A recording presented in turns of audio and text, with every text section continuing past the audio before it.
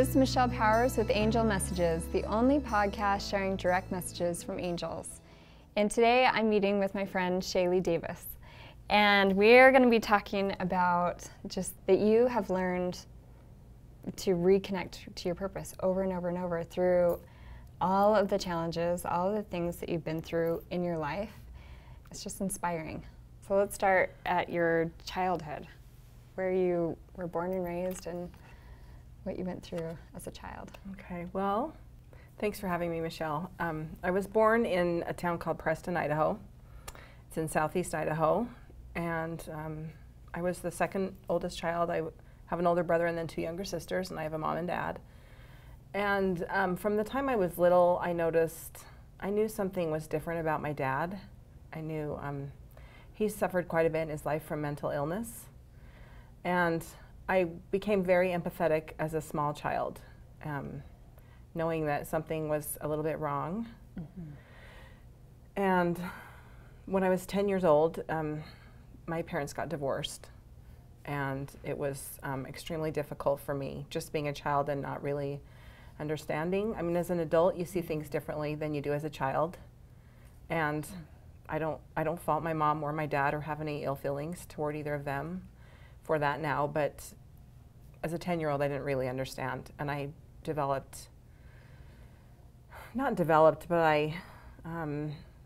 became very, very, very angry, mm-hmm. and very self-destructive, and just developed a lot of self-destructive habits. What were your teenage years like? I think I just found ways to cope with it, and one way was riding my bike, a bicycle. I used to ride my bike a lot and be very angry while I was riding my bike. But I coped with it through my friends, through like going out with my friends and being with friends. And when I was about 16, I started drinking and drank a lot. Mm-hmm. And we lived for the weekends when we could drink and party, and that's how I dealt with my life. Mm-hmm. Did your parents, were they aware of your drinking, or was it something that you kind of were able to hide? I tried to hide it. It wasn't something I was proud of or knew that I should be doing, but it was fun for me, and it was a way to cope. Mm-hmm. So I think my mom knew, and of course she probably knew more than she wanted to, and you know, it's painful to think about now what I did to my mom. But at a very young age, I decided that I didn't deserve much in my life, that I didn't have much value. And it's something I've struggled with for my whole life. And I think it will be a lifelong process. I know we're always learning and growing in different ways. Yeah. But when you feel that way about yourself, you live out a self-fulfilling prophecy, I feel like. And that's how you live your life. Yeah. You don't expect much from yourself or think that you deserve very much. And that's how I lived at those years. So after I graduated from high school, I still was on this very self-destructive pattern in my life. I remember one time at this place I worked, this lady saw my lifestyle, and she asked me if I was on a path of self-destruction, and I looked at her and said, yeah, pretty much. So it's, you live out how you really feel about yourself. Yeah. Then moving forward from those teenage years, I think that you said that you met your husband at a pretty young age. Mm-hmm. How old were you? I was 20 when I met him, and then we got married when I was just barely 21. And in a way, I felt like he could save me from myself, because I certainly didn't know how to do it, and I felt like someone needed to. And it was a good thing, actually, that I got married and that we got married, and yeah. And where did you live? Were you still in Idaho? Were you still in Preston? We lived in Logan, Utah, when we got married. And then he was a huge hunter/fisherman, so he wanted to live in Idaho. So then we moved back to my hometown, actually, of Preston, Idaho. Oh, wow. Yeah. And how long were you guys there? And you had 2 kids, Well, right? Pretty so we had kids after we moved to Okay. Preston. Okay. So we had our daughter, Caitlin, and then we had a son named Landon. He was born 19 months later, so they're 19 months apart. And 4 days after Landon was born, my husband was killed in a car accident. You know, the night of the accident, it was my little boy was born on a Thursday, and then my husband went back to work on a Monday. And on his way home, there was another driver coming the opposite way, and she crossed the center line, and he was killed instantly. And I was at home, and I knew there had been an accident. I heard all of the emergency vehicles going. I heard, and I'm sitting at home thinking, I'm looking at the time and thinking, oh, he's late, you know, where is he? And of course there were no cell phones in those days. Mm-hmm. So I lived right across the street from a hospital in Preston, and I heard the life flight come, and my little girl, being 19 months old, she liked to watch the helicopter. So we were standing out on my front porch watching the helicopter come and go, and it was actually getting the lady who hit my husband, it was picking her up, because at that time she was still alive. We're standing out on my porch and we're watching the helicopter come and go, and I'm still wondering where my husband is, because it was, you know, getting late, and we were supposed to go over to my mom's that night for dinner. So I'm thinking, you know, where is he? And then my dad actually came to see my new baby, to see Landon, and he was telling me how he was detoured around this terrible accident on the highway. And he came and went, you know, within like 30 minutes or so, and the last thing he said to me was, let me know what you find out about that accident. A little bit of the backstory here is in my hometown in Preston. It's a pretty small town. Yeah. And there had been 7 major tragedies that summer. Wow. And my mom and I had been talking earlier that summer, and I said, well, how do they tell you? And she said, well, the police come and tell you. So it was just a random conversation that we were having. So anyway, that night of the accident, we load up my kids, and my sister helps me load up the kids, and we drive over to my mom's house. Drive into her driveway, I take my kids into her house, I set my baby down on the ground, and I turn around, and there's 2 police cars that pull into my mom's. And I just got this pit in my stomach, and I knew what had happened. And I walk outside, and the one policeman walked up to me, and he told me, and you're just never really prepared to hear that your husband's passed away. My daughter was 19 months old at the time, and I never had to tell her what happened. She was told in other ways, and she knew what happened. And you know, one interesting thing, the policeman who actually came and told me was also my ecclesiastical leader in my church. And one thing he said, just during that, it wasn't that night, but it was during the whole process, and he said to me one time, he said, you know, Shaley, someday you'll be grateful for this experience. And at the time, I thought it was, I don't know, I didn't take it very well from him. And looking back, I know exactly what he meant, and I know he was absolutely right. That experience has been and continues to be one of my greatest teachers of my life. The things I've learned from it, and the experiences I had and what I went through, I know I could never learn in any other way. There really is a plan for us. There's a plan that's been created for us, and there's just things are brought into our life at certain times in the way it's meant to, and our life is divinely guided. It's just about us having that faith and being able to see life with those eyes of gratitude and how to continue to have faith and move forward even through hard experiences. I think that's where I feel like your story, your life story is so inspiring, because you continued to move forward even after this experience. But I'm sure there was a long period of time of just not really knowing what to do or how to put the pieces together and how to move forward. What was that time like after your husband passed away? Well,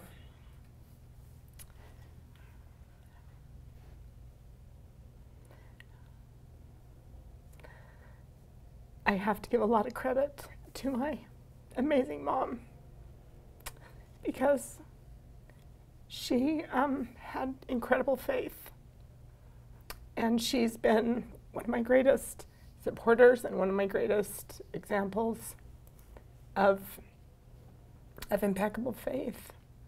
And she moved forward through her life, and if her faith ever wavered, I never knew it. So I saw by her example, you know, to pull up your bootstraps and move forward and to go on in spite of hard challenges. But a couple of things I know for certain, and a couple of things I learned for sure from my experience. The first thing I learned is that God is real, and that He knows us. He knows our name. He knows what we are going through. And I learned how much He loves us and His unconditional love for us. And the next thing I learned is that life is a choice.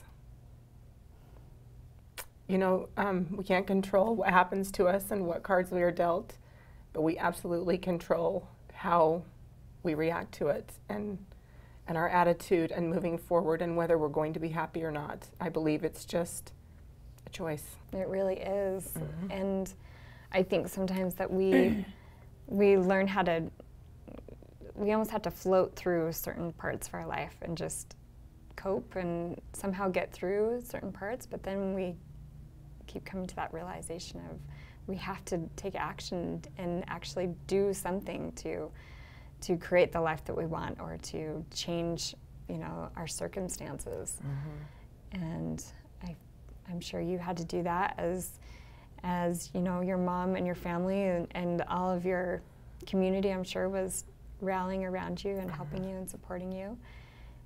Yeah. So what was that experience like for you, and how long did it take before, I know that you remarried, so what was that situation like for you? Well, and you just said the word rally. I lived in the most amazing place, and I know I was put there for all these people to step in and just rally around me. My whole community, my neighbors, I had incredible neighbors. My whole community just rallied around me.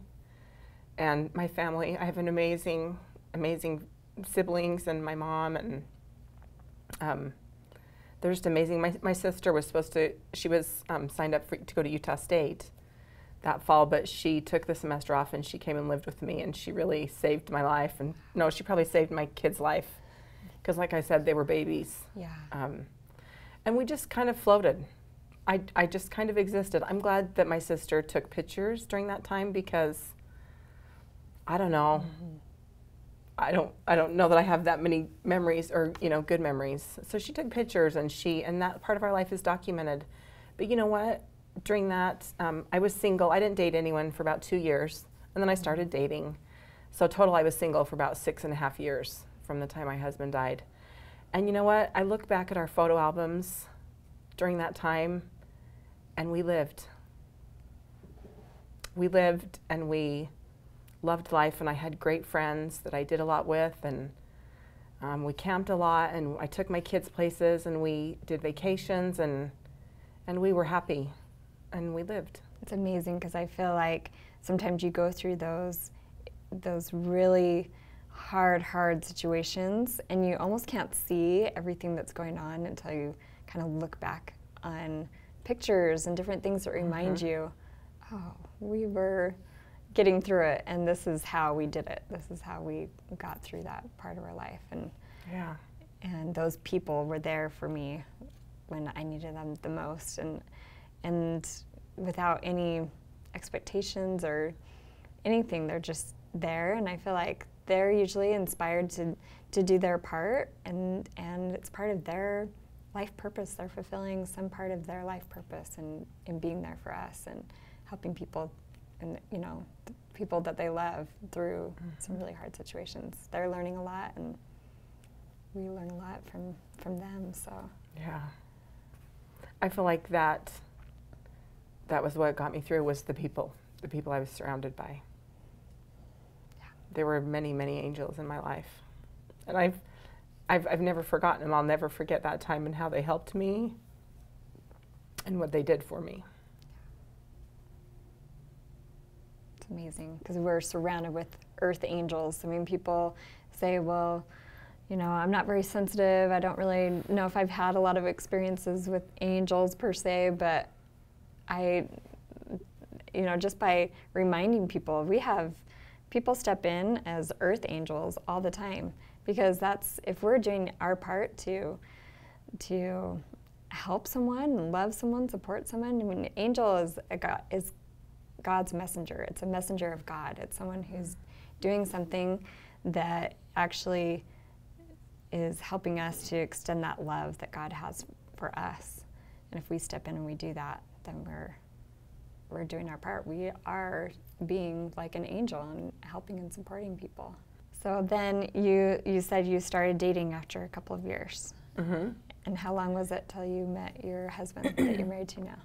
Well, I met him about 4 years after my husband died. My husband was in a band. He's a musician. So I saw him playing one night at a fair in Preston. Mm-hmm. And I knew a girl who was playing in his band with him. So I fell in love with him watching him play that night. And afterwards we talked with her, and I asked her if he was married, and she said yes. So I dropped it, and I never, pursued him. But I remember seeing my neighbor the next day, and I told her that I had met my dream man, but that he was married. So anyway, 2 years later, we're set up on a blind date. So we dated off and on for 2 years, and then we got married. And was it an easy transition going into your second marriage? That is a tricky thing, I think, for anyone who's done it. I think it rarely is smooth and easy and everybody's happy. Mm. He had 4 amazing kids, and a couple of his kids were married. And my kids weren't super thrilled, maybe at first, because they had just been used to having mom all to themselves. And it's really, there's not a manual on how to be a stepmom, how to be a stepdad, how to create this family. And I don't know that we did it the best at first. It's certainly been a process. Jay had been through stuff, I had been through stuff, and we both kind of brought our stuff together and tried to make the best of it. Yeah. And it's been a journey, but it's been a beautiful one. So as you're going through this brand new marriage and these families coming together and learning how to balance all of that out, you were still really healing from your husband's passing. So what was that like? And did you feel him with you, or did you feel like you had to kind of, push that out of your mind to be able to make this new, life work with your new husband? What was that like for you? One thing interesting about when my husband passed away, it really brought up all of my emotional issues that I had never dealt with in my life. All of my brokenness that I had felt about myself my whole life, I finally started to address it. I started going to a counselor and just learning, working through some of that. And it's been a long road. It's been a journey that I'm sure I'll be on for the rest of my life, really learning to love and accept myself. And I think it's a journey for everyone. And anyone who has that mastered has my my greatest respect, because I think that would be amazing. But I know that right after he passed away, he was with me. and he was with me all the time, and I could feel that and sense that. And then I remember the day I was sitting on the couch, and he basically told me, I have other stuff I have to do now. Like, you're going to be okay, and but I have to go, is what I remember him. I distinctly knew that he was telling me that, and I had that impression. And I felt like I did pretty well with his death. I kind of felt like I healed in a good way in Preston, because, like I said, there had been about 7 tragedies that year, and they were all very young people. A lady came and did a support group, and all of us that had these relatives, these family members involved in those tragedies came to it, and it was one of the most beautiful things I've ever been a part of. And that was really the beginning of a lot of healing. And like I said, it was just beautiful. The people that were there, I think we all just benefited immensely from that group. And so I felt like I dealt pretty well with his death. And it had been 6.5 years by the time Jay and I got married. Again, it had been, that much time in between him dying. So I felt like I was at peace with a lot of it.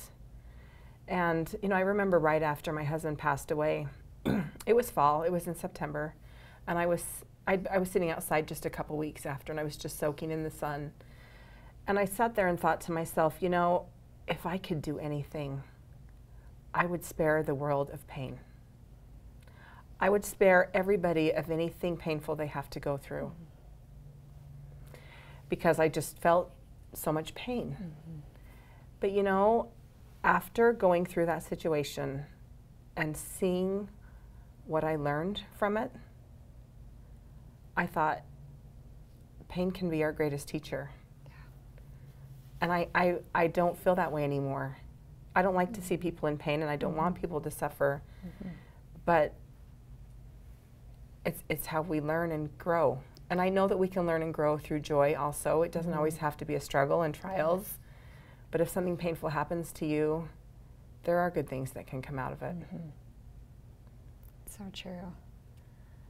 So can I share what impression came through when you were saying that you had that experience where you felt like your husband came and told you, that it was his time to go? And the impression and the image I could see was that he was very, very, very involved in your life, energetically, emotionally, spiritually, physically, everything. He was putting everything he had into really supporting you up to that point, and very intertwined in your daily experiences and what you were dealing with. But the one thing that I really try to teach people is that I learned a long time ago that there is no time and there's no space like we know it here. We know when someone leaves and gets in their car and drives somewhere that they're gone. We're not able to be with them in that, until the next time we see them. But in the spirit world, they're energetically, their spirit is always aware of us. It's not like they are too far away, or they have to go somewhere and they have something more important to do than to be a part of our life. Because he shows me that after that, he's been in this space of being aware and seeing everything that you've been going through, and still being a part of it, but not so intertwined in that daily stuff, because he had to kind of pull back a little bit for you to have those new experiences and to create this new family. And maybe it would have been too hard if you could feel him constantly there, intertwined in the daily experiences, for you to know it was time for you to move forward and to remarry. Wow. So he probably did that more for my benefit. Wow. Yeah. I just think that shows a lot of love and respect to you, that he was able to give that gift to you, of allowing you to move forward. That's how much love he has for you, is just to allow you to have these new experiences and to continue to grow. And he's still a part of it. It's just different than it was. Wow. you know, looking back after he did pass away and all that happened, I looked back at the events, especially of that summer and of just the few months before he passed away. And I could see how it was all lined up. Our conversations we had, the things that happened, I know it was his time to go, and I knew that. Like complete confirmation. I've had so many people tell me that they just had this conversation that really prepared them, or something happened, you know, in their life where someone said something, or some big thing occurred in their life where that was just something that prepared them to be able to transition through that time, you know, and prepare for that, for a passing or for a hard, you know, life experience. So I think we're always prepared, but we can't see it when we're going through it, you know. It's when we look back on that and realize what prepared us and what helped us to get through that, or to prepare us for that hard, you know, situation. Right. Yeah. I mean, it was 5 or 6 major things that, looking back, I thought this was preparing me for him to go. So what was it like for you after we met? Well, I got into energy work and doing Reiki about 4.5 years ago. And so I started learning about different spiritual gifts people have, and I realized that there were some I had that I wasn't aware of, but I started learning about angels and the presence they have in our life, and I started having some experiences with them. So when I met you, it was both. I learned new things from you, and you were also a second witness to a lot of things I already knew. But it feels great to have that witness, because I mean, you don't talk to everybody about this. We don't talk to people about angels a lot, and I don't think we talk about it enough. I don't think it's mentioned enough, and I don't think people are aware enough of them in our life. So it was great to hear you and hear your witness of things I already knew, and that I could learn new things from you. I love it. I love that. So what are some things that you felt like you could apply to your life? Like, what were some of the new things that you, I don't know, that just kind of struck a chord in you? Well, I think awareness is probably the biggest thing. Being aware that we all have guardian angels with us all the time. And you told me that. You said there are at least 2. I think you said you've never seen less than 2 with someone. Yeah. So, you know, that's so empowering, knowing that you have angels guiding and the assistance, helping you in your life. A lot of people feel alone, and they need to be aware. They need to know that angels are with us. I remember it's not probably really profound to anyone else, but it was one of the most profound times I had with angels. One of my kids was going through a really hard time, and we'd been up all night the night before, just in this bad situation. And I woke up the next morning just with a pit in my stomach, just dread. I just dreaded even getting out of bed, because I had to face what we were going through. And as I got out of bed and I stepped on my floor, I felt so many angels around me, and they were literally walking with me out of my room. And they're always with us, whether we know it or not, but people need to know it, and they need to be aware of it, and the blessing. I feel like it's a blessing from Heavenly Father to us. Yeah, it really is. And it is about us recognizing it, like you said, just taking a minute to just sit and feel it and recognize it. We're so busy, we're going all day, every day, but we sometimes don't stop and just feel it and just recognize that feeling of just being loved and supported, and that there are so many with us and helping us every day. But if we're not taking a minute to just acknowledge it, it just it goes by, and we miss that opportunity. And it's about, you just said it exactly right, it's about being quiet taking the time to unwind and disconnect and really tune in to who we are. Yeah. And the beautiful thing about this is it's not just for people like you that have such an amazing, beautiful gift. It's for everyone. Yeah. It's for all of us. Yep, exactly. I know so many people think, well, that's just, you know, you just have those experiences and you're just one of those lucky ones. I'm like, well, actually, I'm being inspired to speak up because this is everyone's life. This is just, all of us are surrounded with love and support constantly, daily, and we're all experiencing it differently, you know? So it's about us just recognizing it and allowing it to bless our lives and having faith, you know, believing in what we can't see. Just because I can see doesn't mean I don't have to have faith. Right. I still have all the challenges that other people have, you know, they're just different. So, but I think, yeah, it is, I mean, the fact that we are surrounded with so many angels and loved ones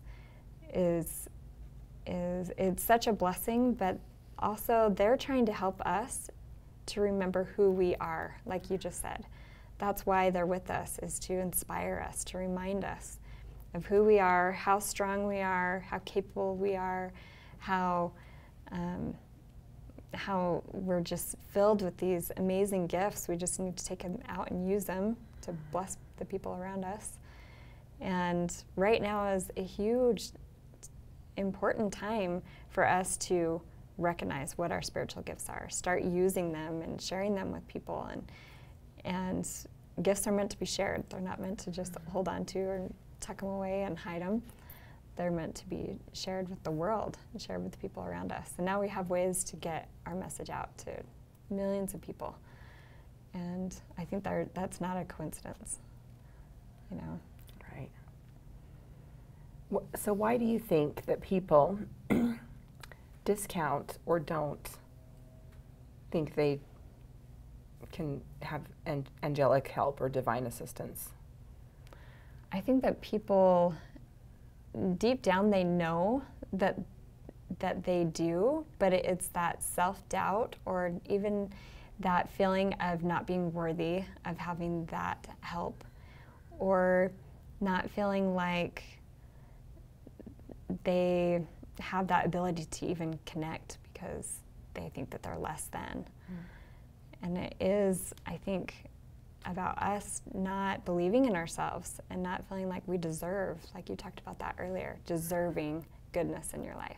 A lot of people have felt like they haven't done enough in their life, they haven't measured up to where they should be, so they don't deserve that love or that help and that support. So I think deep down they know that they have it, but maybe they feel like they don't deserve it. That's been my experience, sitting down and talking with people and kind of getting to the root of some of the issues that people struggle with. So, and I wanted to ask you where you're at right now. Moving forward in your life, what are you working on? Where do you feel like you're at? You talked about doing energy work and just the different things that you've learned over the last couple of years. Where do you feel? Well, I feel like I've learned so much in my life that sometimes I feel I don't deserve to learn anymore, but I have so much left that I need to learn. I do a technique called Reiki, which is a beautiful energy technique. You do it yourself, so you're aware of that. But what I'd really like, what I'm really working on for myself is seeing the brilliance in myself and seeing who I really am, and that's what I want. That's my wish for everybody. When they come in for a Reiki session, or just whoever they are, you know,